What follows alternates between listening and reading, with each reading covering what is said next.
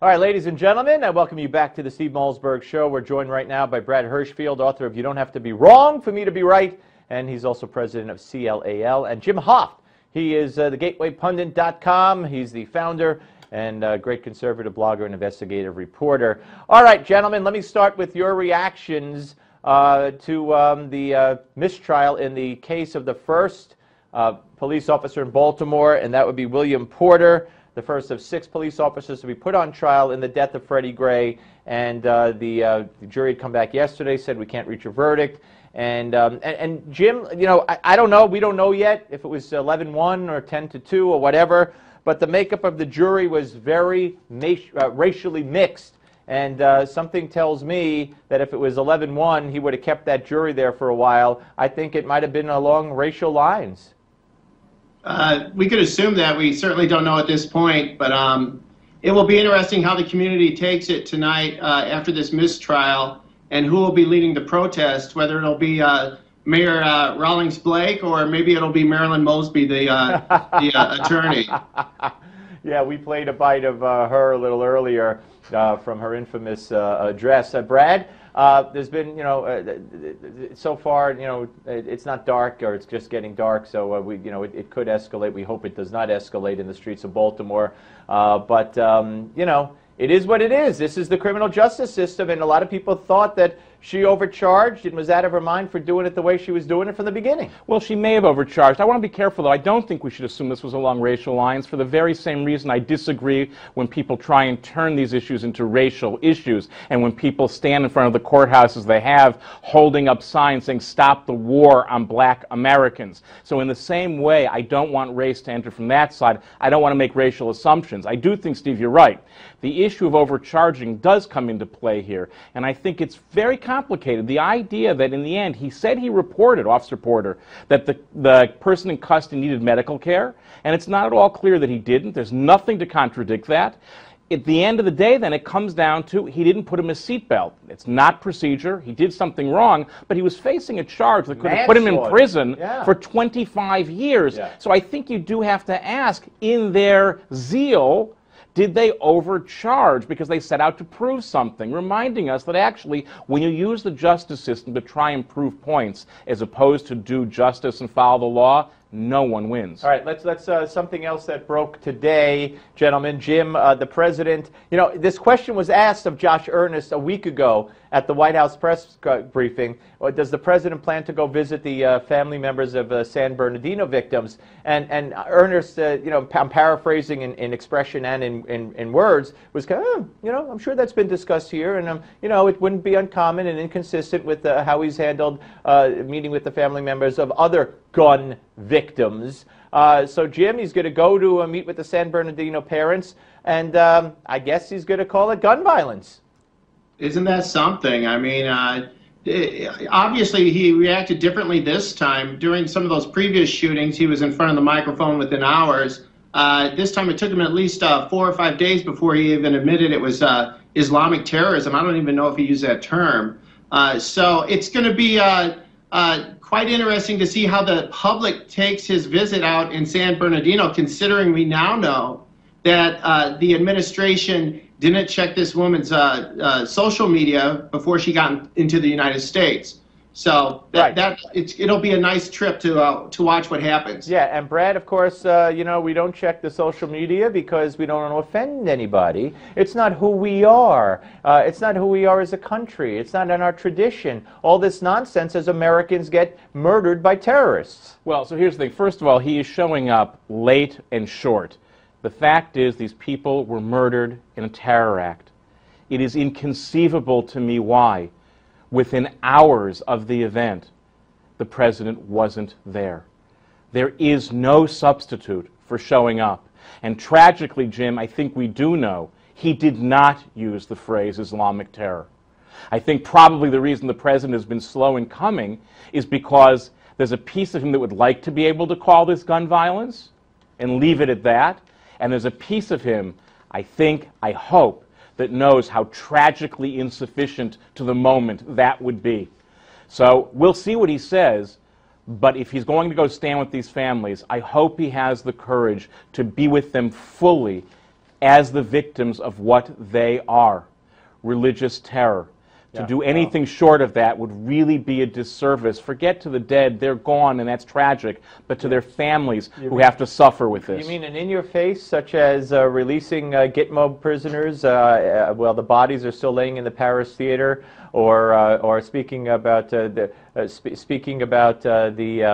the Crusades in the wake of a terror attack at the prayer breakfast, or having a Hanukkah party with a radical left-wing so-called rabbi who talked about Black Lives Matter and nuclear waste and homophobia and transophobia at a Hanukkah party? Gee, I don't think it's possible. We're coming back. We have a lot more to get to. Don't go away, folks.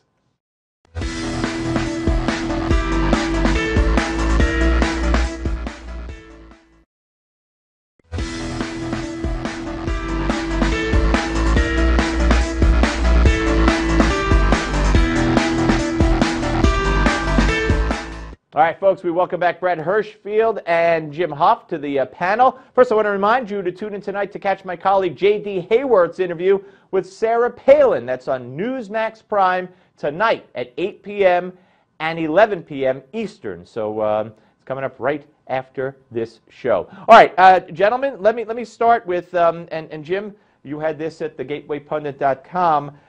There was a story that in the state of Missouri, there was a rash of cell phone buying at I think it was Walmart or something by Muslims, and now you have buried explosives found in mid-Missouri. What is going on here?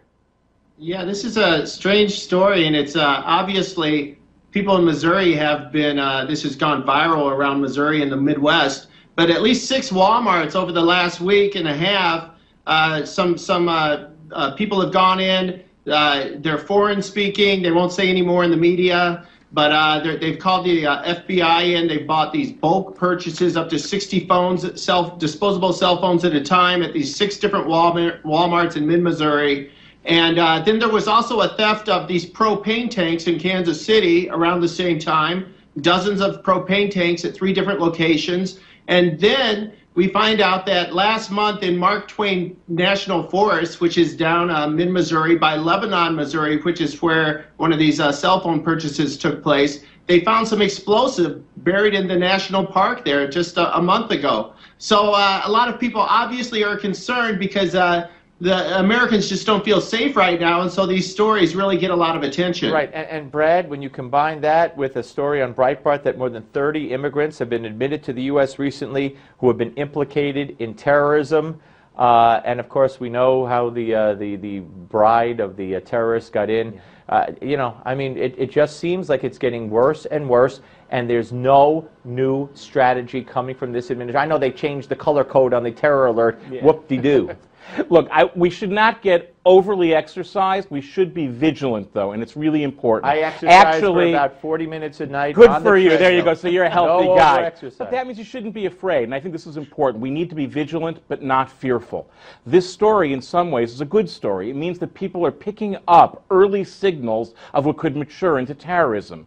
The vigilance is people understanding that there really is a home front in this war. And we are going to need to learn as a nation how to practice collective vigilance about a whole variety of new things without being fear-driven.